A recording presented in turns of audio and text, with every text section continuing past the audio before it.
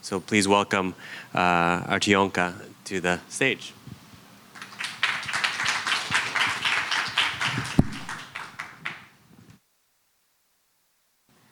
Well, hello, everyone. First of all, I would like to thank the Diaby Alabate for inviting me to take part in this event and for the welcome she's giving me here. I'd also like to thank the Chacruna team for all their support, which has helped me in many ways, including reviewing the translation of the text I will be reading here. Thank you, Joe. It's a pleasure to share with you some ideas that I've been exploring in my research on the politics made by indigenous peoples in Brazil, which is now quite consolidated and acting without intermediaries in defense of their social and human rights.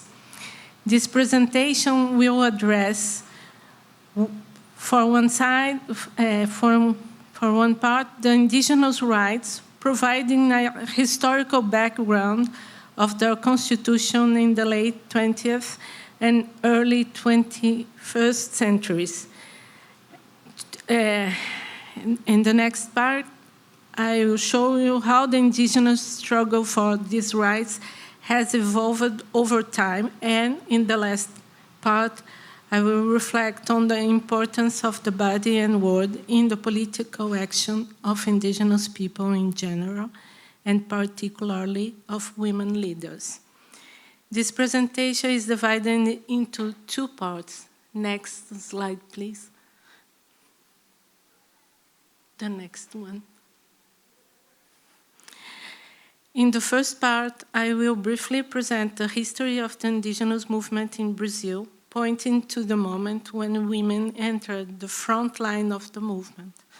In the second part, I will reflect on the importance of the body or the corporeality in the political action of indigenous people in general, and in particular of women leaders.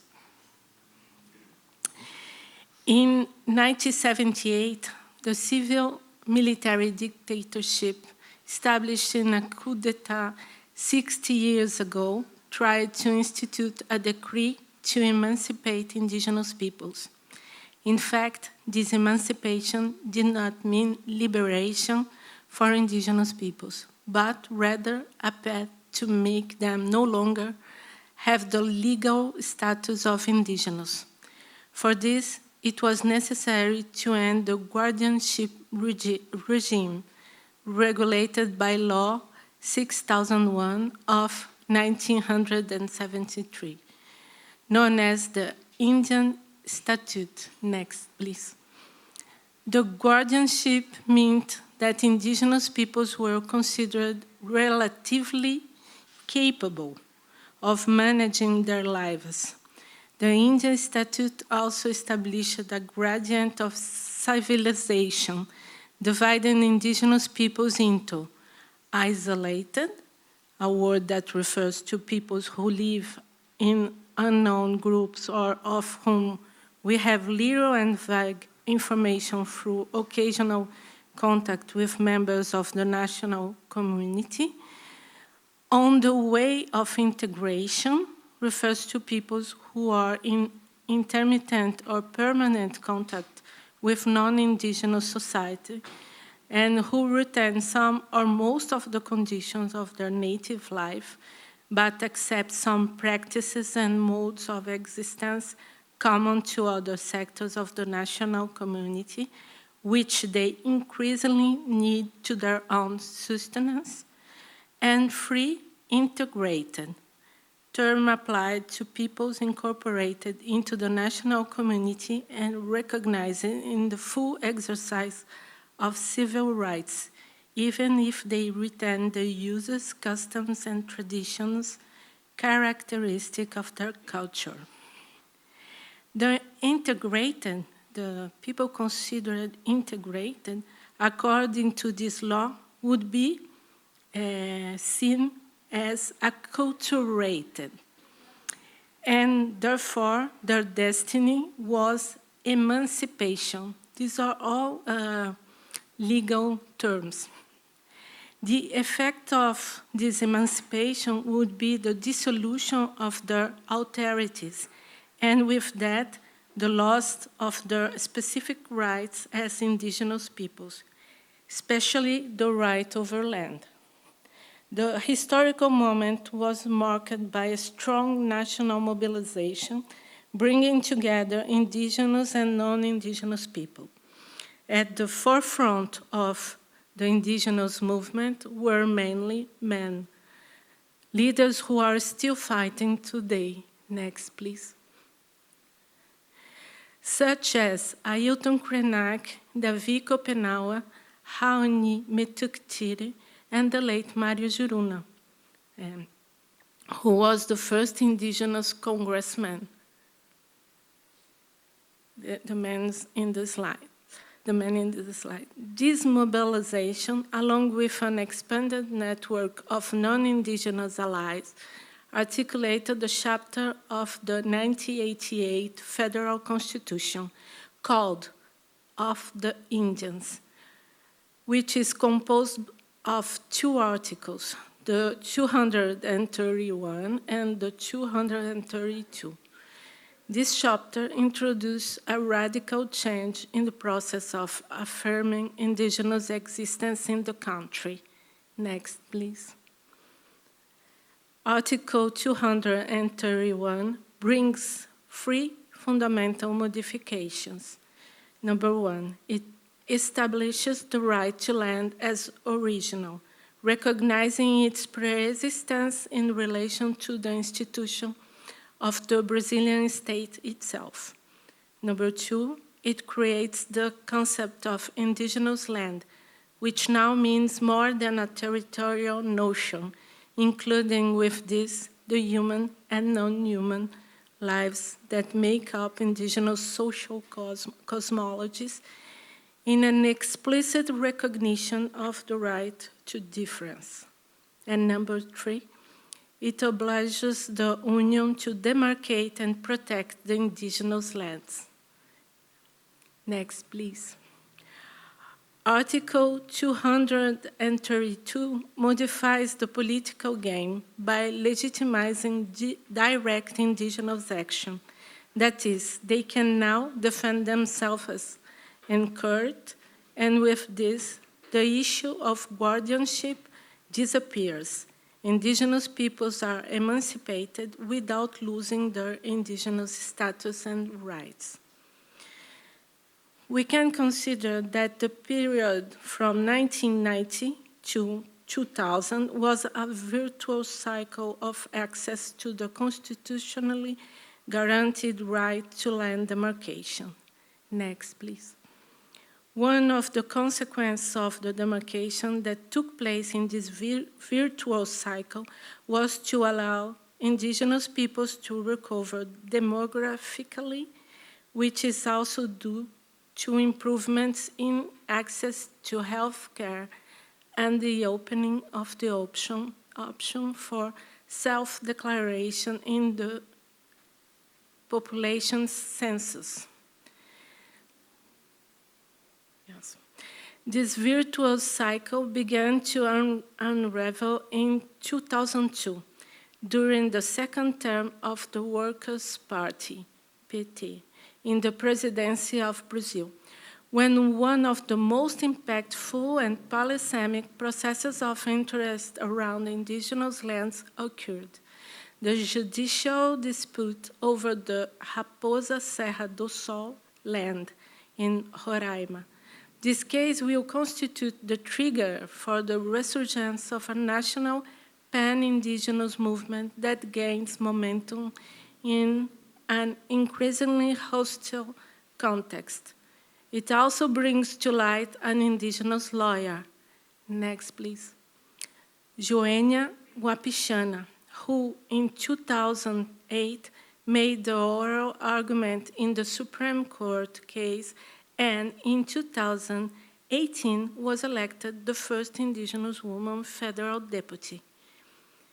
In 2004, due to the struggle for Raposa Serra do Sol, the first land camp, known as ATL, was organized in Brasilia, bringing together 21 of the 305 indigenous peoples that exist in Brazil today, with the aim of pressuring President Lula's first administration to demarcate this land, the Raposa Serra do Sol.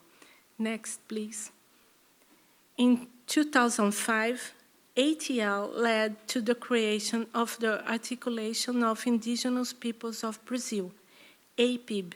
APIB was formed as an alliance of regional organizations, becoming the main political agent and spokesperson for indigenous demand, and the ATL became an annual event. Next, please. Which this year is in the 20th edition. It finished Friday, the last Friday. APIB gradually incorporates women into leadership positions, becoming a kind of incubator for indigenous women leaders. It is from this organization that Sonia Guajajara emerged, who in 2022 was elected federal deputy for the state of São Paulo, and in 2023 assumed the position of Minister of the newly created Ministry of Indigenous Peoples in the third government of President Lula. Also, from APIB comes Federal Deputy Célia Chacriabá from the state of Minas Gerais. Chacriabá now occupies the representative position that was held by Joênia Wapichana between 2018 and 2022. Joênia was not re-elected as federal deputy in 2022, but she is the first indigenous president of the National Foundation of Indigenous Peoples, FUNAI, the Indigenous Affairs Agency of the Brazilian state. Next, please. These three women are the ones who currently have the most preeminence on the national scene. But they are not the only indigenous women leaders involved in politics. Today, there is an indigenous women's movement. This movement began to be organized in 2019 when it was decided at the ATL of that year that the first march of indigenous women would take place, led by women and for women. In 2021, from within APIB, a women-only organization emerged, Amiga.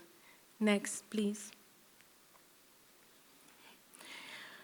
What enabled this presence of women in the public sphere were the social and cultural changes that indigenous peoples have been experiencing, partly due to the increasingly close relationships with situations and issues posed by indigenous presence in urban contexts, with emphasis on the intensification of schooling processes, which have also provoked transformations in gender relations inside and outside villages and communities. It is significant that since 2014, indigenous women have been the majority in higher education. Next, please. I now enter the second part of the presentation, which aims to address the importance of the body in the political action of indigenous peoples in general, and in particular of women leaders. I understand, based on the work of Isabelle Stengers and Bruno Latour, that indigenous political organization is articulated through cosmopolitics, activating a cosmos in which indigenous peoples who are diverse among themselves stand on an equal footing with their non-indigenous interlocutors. but not in equivalent position, which would imply a kind of common measure, because the cosmos in the cosmopolitical proposition is not the place of the common word, ecumenical, a place that should interconnect through empathy different cultures or different peoples. The cosmos is the place where strangeness and difference need to be expressed, so that the indigenous political will is not encompassed by an immobilizing tolerance. This common word is a pacifying creation of non-indigenous people who, as inventors of the idea, hold the privilege of the universal message. This cosmopolitical action unfolds contemporaneously in at least 3 recurring modes of action, and when not deliberated, coordinated with each other, they present themselves as in concatenated and complementary ways. Next, please. 1. Through political participation in an institutionalized manner, as I just exemplified with the cases of Joenia, Sonia, and Celia. Sonia and Celia were elected with the motto, "Let's village politics," which more or less means occupy politics with indigenous ways of life. 2. Through the use of words, that is, indigenous people are increasingly the main spokespersons for their causes. Examples of this abound: lectures, publication of books and texts, creation of blogs, interventions in artistic shows, and judicial interpellations. And 3. Through the exposure of their bodies in the public sphere. This includes street movements, occupation of public space like the plenary of the lower house, but also the retaking of lands by the Guarani and Kaiowá in the state of Mato Grosso do Sul, by the Tupinambá in the northeast of the country, among other peoples, which have been the only means to force the state to move and provide responses to their demands. The fact is that by imposing their bodies in the public scene, indigenous peoples have broken the silence and invisibility around them. 30 years separate two actions that produced effects against state activities that threatened indigenous lives. The two examples presented below testify to the effectiveness of this way of politically moving through word and body, and a continuity over time in the strategies adopted to sensitize others to adhere to indigenous causes, although there are some difference between the action of men and that of women. Next, please.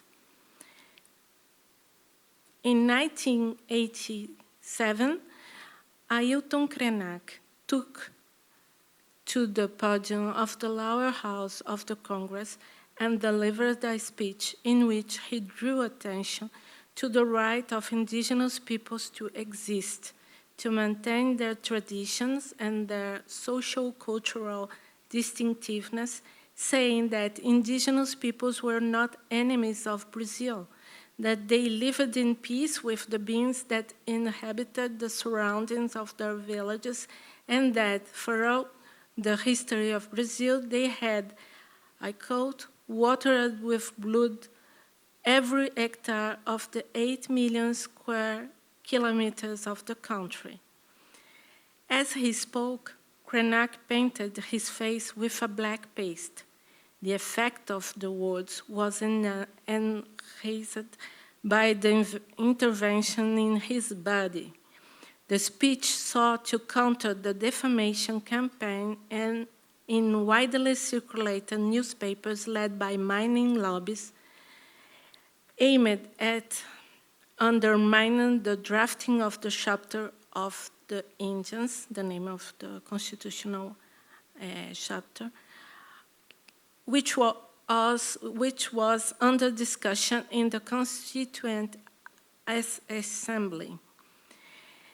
In 2017, it was a woman's turn to star in a powerful world body intervention.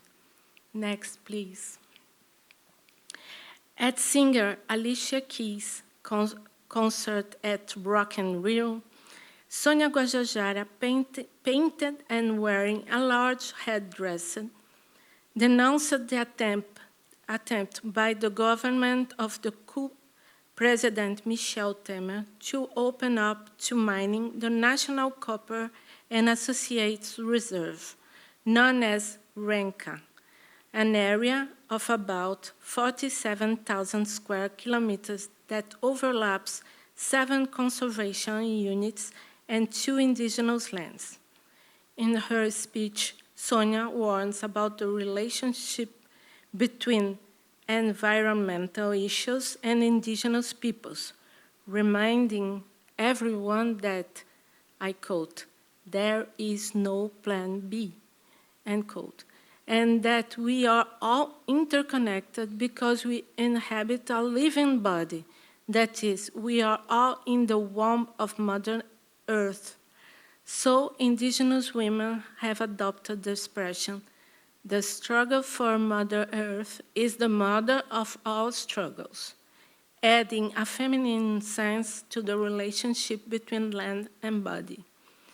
Guajajara's word body also prompted protests from other celebrities, such as model Gisele Bündchen and actor Leonardo DiCaprio. Next, please. Some days after the concert, the coup President Michel Temer revoked the decree that would have allowed RENCA to be opened up to mining exploitation. Here, it is necessary to be aware of false similarities.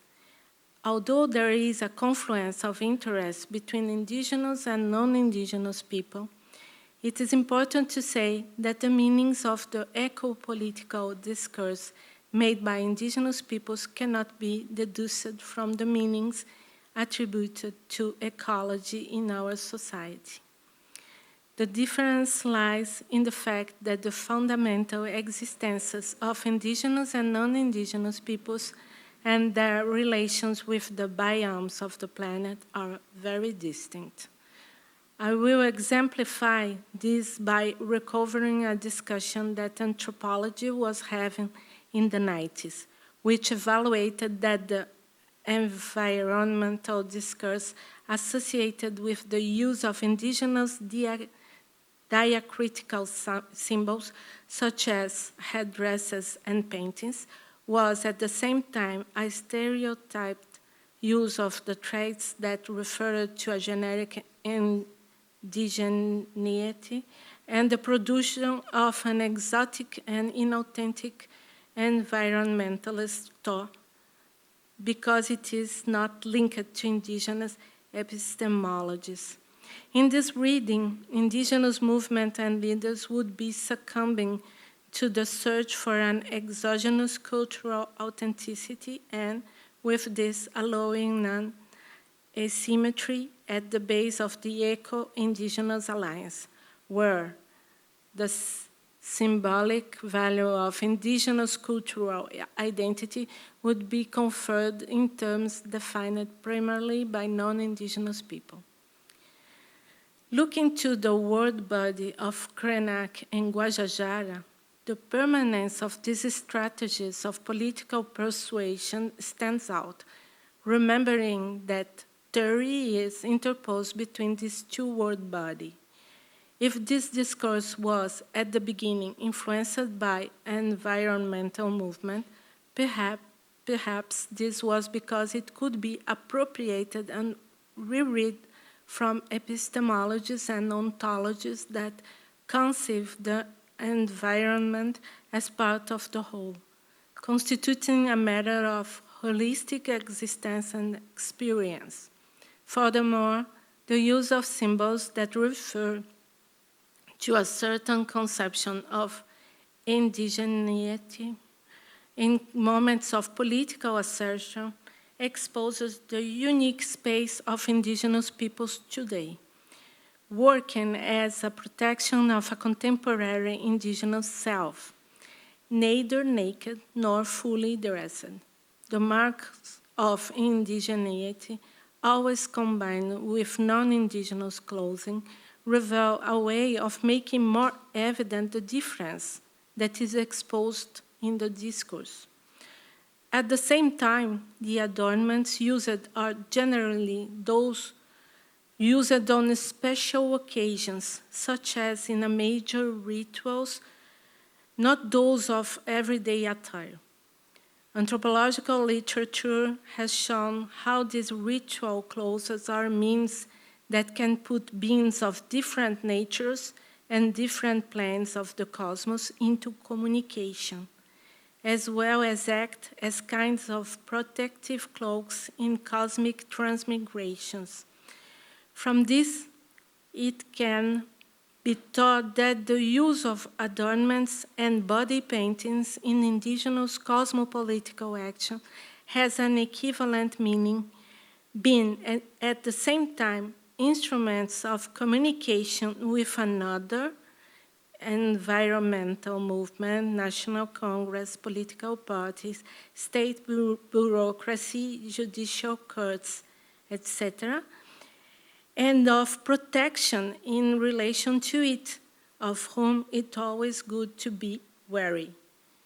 To conclude, I'd like to present a scene that I witnessed at the first March of Indigenous Women in 2019, which exemplifies this cosmological action exercised by the force of the word and the body of the women.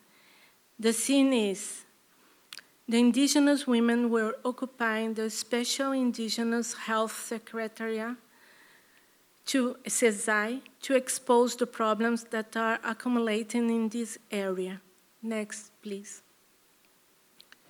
They had occupied the external patio, the entrance, and some floors of the Secretariat building.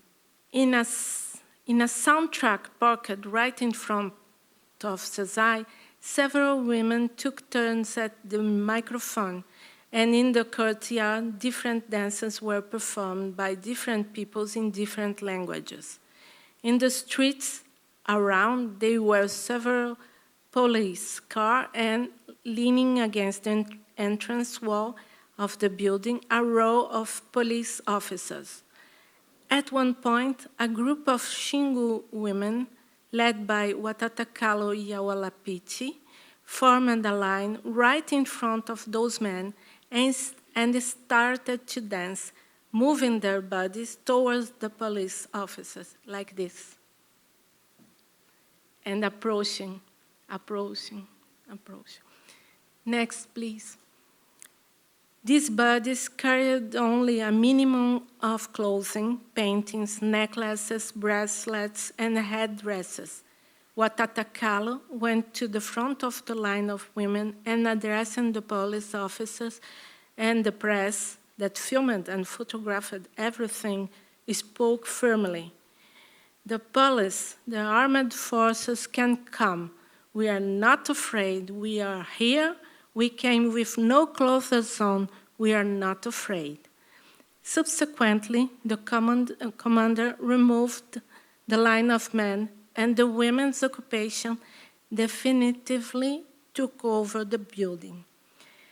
That scene was impactful. I kept wondering how it is possible to fight for and conquer rights and spaces without using any weapons that cause pain or death. How is it possible to use only the body and the word to ensure this? This is, in my view, the cosmopolitical action exercised by these women who today lead the indigenous movement in Brazil. Differently from indigenous men, women shows us through their word body that within them possess the life that covers the planet. Thank you. the last one.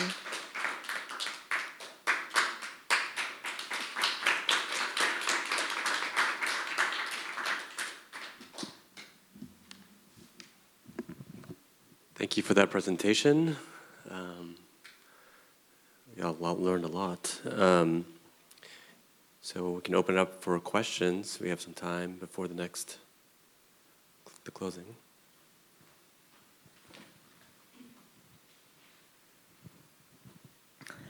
Hi, Artionka. Thank you very much for your presentation.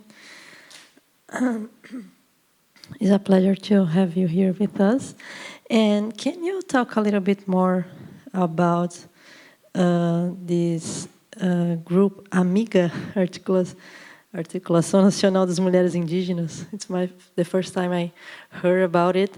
And also, I don't know if I understood the final part talking about the occupation of CESAI. So can you talk a little bit more about how women, what were the goals of these women in this occupation, things like that? Thank you.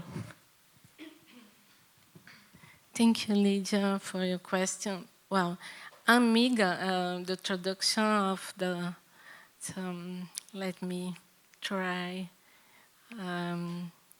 as women's warriors from Ancestry Association.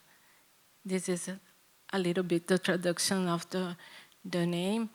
And they organized themselves inside of APIB, the Articulation of Indigenous Peoples of Brazil.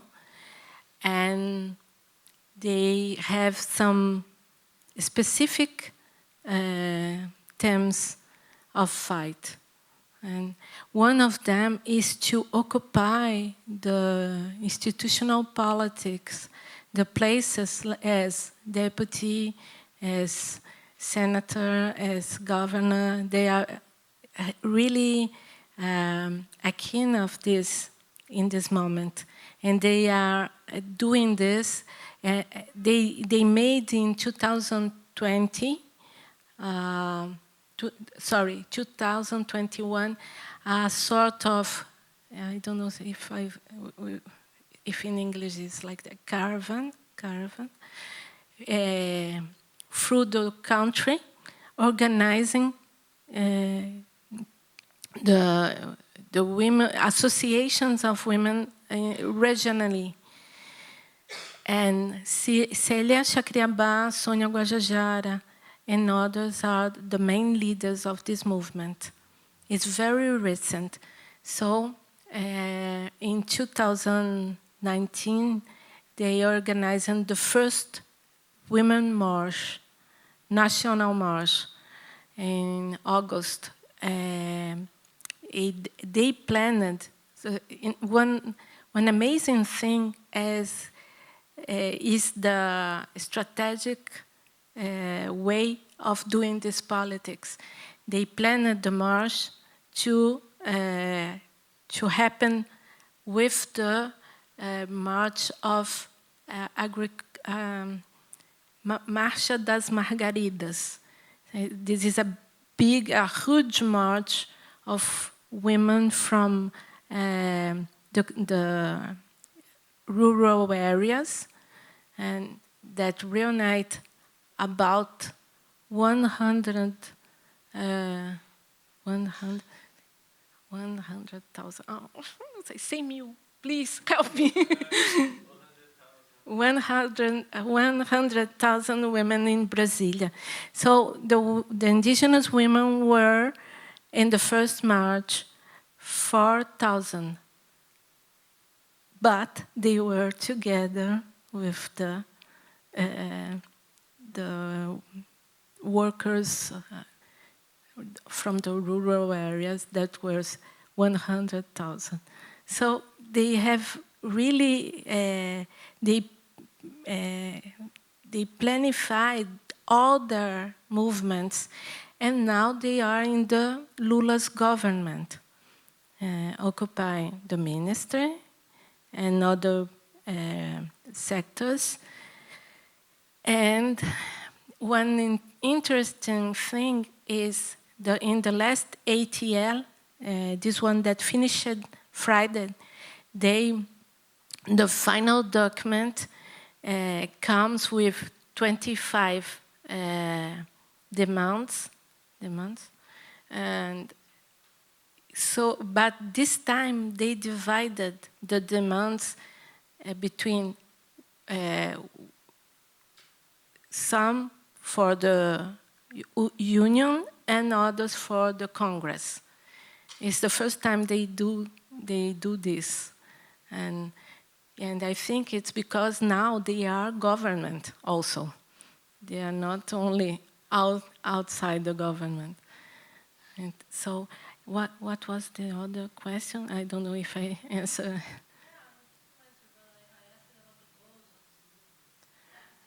The goat, when they produce, in the specific case of the occupation of CESAI, the health secretariat, was because Bolsonaro's government wanted to transfer the health system, which is federal for indigenous, to the municipalities. And this is a situation, this is a bad situation. And so they prevented this. And this year, again, they are demanding never transfer the health system to the municipalities, because the municipalities are a mess. It's the less that I can say. Yes. And the occupation is occupy is a strategy to gain visibility, to have her demands attained, and it's also a way that is very that came from the occupation of lands done by. It's not occupation; it's retaking, because the lands are primarily and originary from indigenous peoples. And this is recognized by the Constitution. So they know their rights, they know their rights in two main meanings, in a legal meaning and in a historical meaning. They know they were in Brazil before the arriving of the colonizers. Yeah, I think it's this.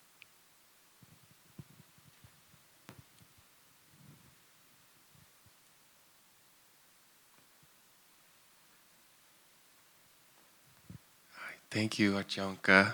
I just had a question about the concept of cosmopolitics, and just like Ailton Krenak and others talking about this distinction between equal footing and then equivalent positions, and just the allowance of a politics that goes beyond conventional politics, that celebrates or emphasizes difference and strangeness. And I think it's like really fascinating. So I was wondering if you could say a bit more.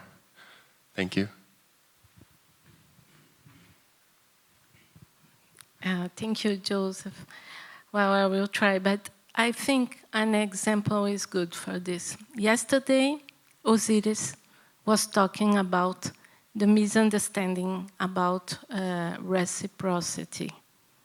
Yeah, and reciprocity is a word, a generous word. The meaning sounds, wow, this is incredible. Well, we can do something for the other in return to what the other are doing to us. But the meaning of this word is need to be negotiated in the local space. And sometimes reciprocity is not so generous. It's an imposing act. So the cosmopolitics is what Osiris did yesterday.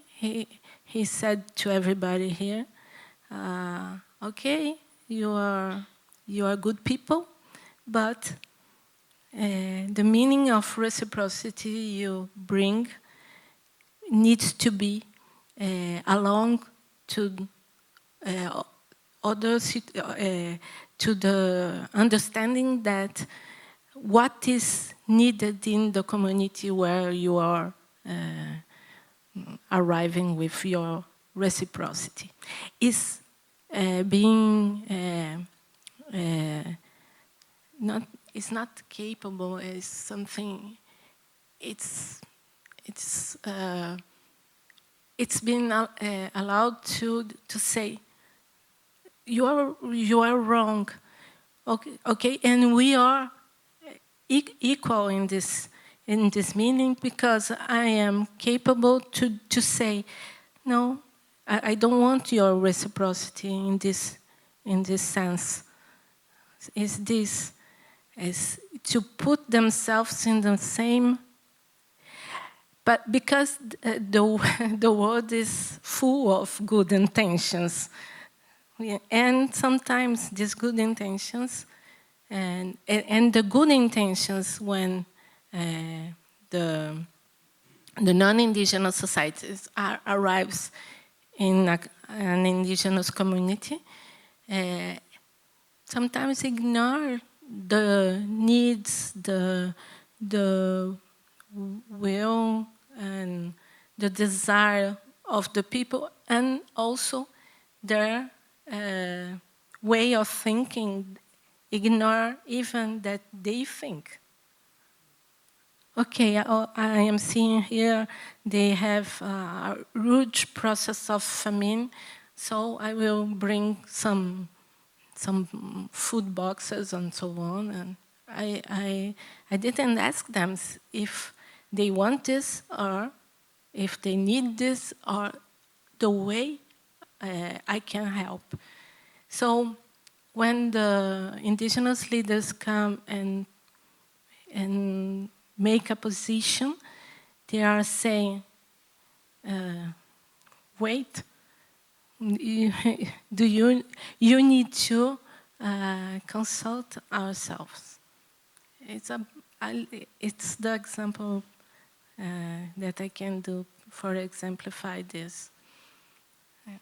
And it says tolerance is a very good concept, but the meanings of this concept can change from society to society. And what Stengers and Bruno Latour are saying also is that in most of moments, the tolerance is the tolerance of the non-indigenous. They don't care about the meaning of the tolerance of the indigenous or the local communities. Is this, I think.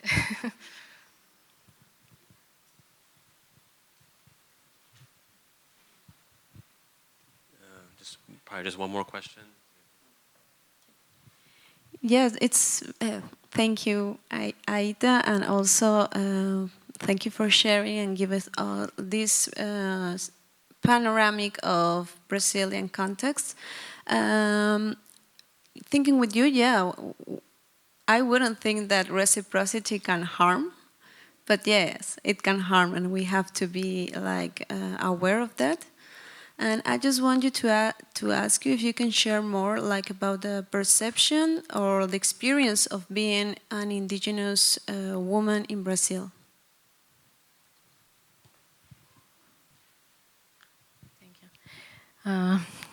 Thank you, Citlali.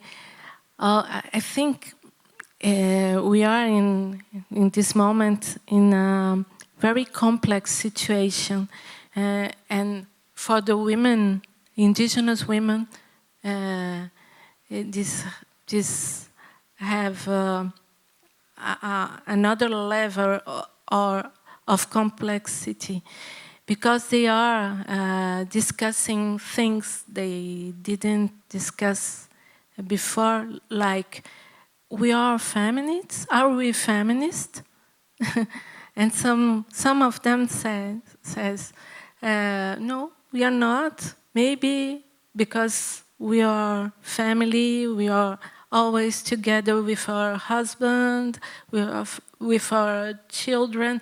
And others said, no, we must be feminist, because we don't have to tolerate. We don't have to tolerate no more the macho system and the imposing of, for example, Watata Kalo, the leader that expelled the line of policy, told in an interview that she was obliged to marry when she was 15 years old with a man she didn't know. And this was very hard for her. And she took 2 years to separate from this man. And she said, the next generation of Yawalapiti women don't need to live the same situation as I lived. So they are, and when they come to the universities, and Unicamp, where I am a professor, we have indigenous entrance is specific. And when the women came to the university, it begins a whole transformation. And all they impose barriers against men abuses inside the university, made by indigenous men, students also. And they are and this position in the university they bring to their communities. So you can imagine how this moment is challenging for these women, and they are in all these meetings as ATL, as the March of women, indigenous women, are moments that they can discuss the problems they are facing, the contemporaneous problems they are facing. So it's a big subject, this one. Okay, thank you, Artionka.